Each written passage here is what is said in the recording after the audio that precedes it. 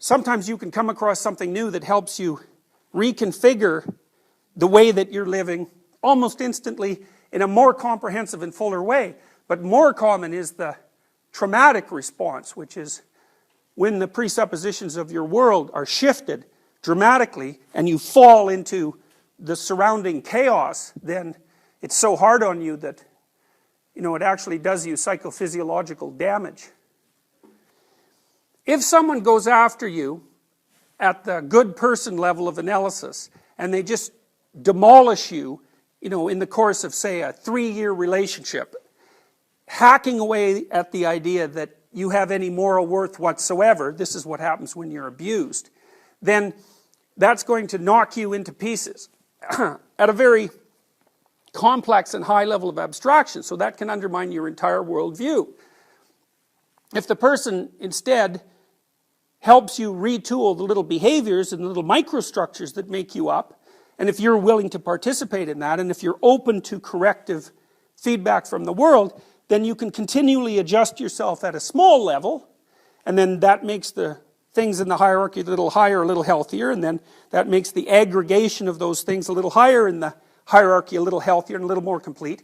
Then you can do this bit by bit retooling without ever having to suffer the demolition of huge chunks of your personality. So let's go back to the relationship where there's a betrayal. It's like virtually every time someone gets flipped upside down because of a betrayal in a relationship, after the betrayal happens, they say to themselves, there were all these signs I didn't pay attention to. So, and maybe the first sign is, who knows, your partner starts to flirt a bit more when you go out on a social occasion. And not a lot more, just a bit more. And you decide, because maybe you're timid, that's okay. You're not going to do anything about it. But it's interesting that it happens. It grabs your attention. And it means something.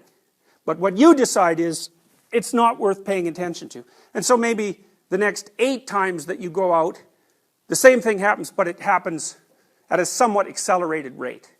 And then maybe the person starts to go out without you. And so on. There's this progression towards the end state of betrayal. And every time you get a little hint, the world tells you that something's going on, you put it aside and you fail to take it into account. Well, you're foregoing your opportunity to adjust the relationship at micro stages, because maybe what you should have done the first time that happened is you should have gone home with your partner and said, what the hell's going on? Like, this is what was happening. Why are you doing that? Here's how you should have behaved. And of course, that's going to be a fight. There's absolutely no doubt about it. But it might be a micro fight instead of the relationship is over fight. And in order to keep a relationship healthy, it needs to be retooled at micro levels constantly. And the same is the case with your own character.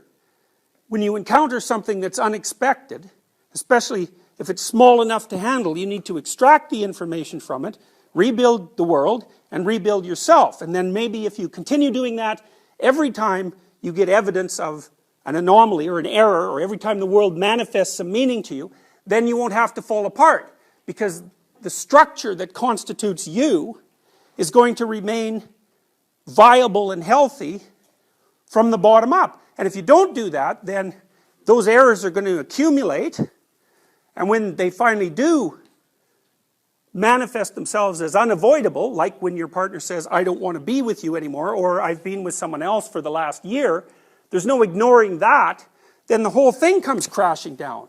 You're no longer in a relationship, you're no longer in a good relationship, and then all the other things become questionable. So, meaning manifests itself so that you can retool being itself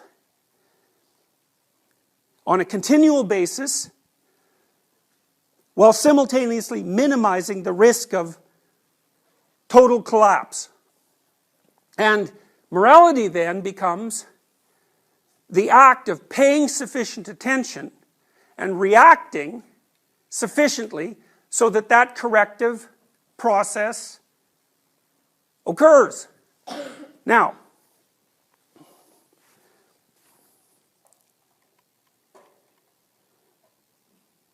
so you're inside one of these. You're going from point A to point B.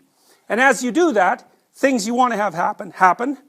And things you don't want to have happen, and things you don't understand happen. And let's say that you investigate the things that you don't want to have happen, and you investigate the things that you didn't expect. And you do that as soon as they come up. So then what happens? Well, partly what happens is, you're going to change your perceptions a bit, and you're going to change your actions a bit, and what that'll culminate in over time is that this whole structure will change. So instead of going from point A to point B, maybe you start shifting so that you're going from point A to point C. Because as you're gathering information, as a consequence of the inadequacies of the way you're looking at the world, not only are you improving your ability to perceive and to act, but you're also gathering information that helps shift your perspective to a better point B. Because you might say, well, where are you going and why? And the answer to that is, well, you have a plan. You're going to get your degree. I don't know what your long-term plan is. But there's no reason to assume that your long-term plan is correct, even though there's no reason to assume that you can do without one.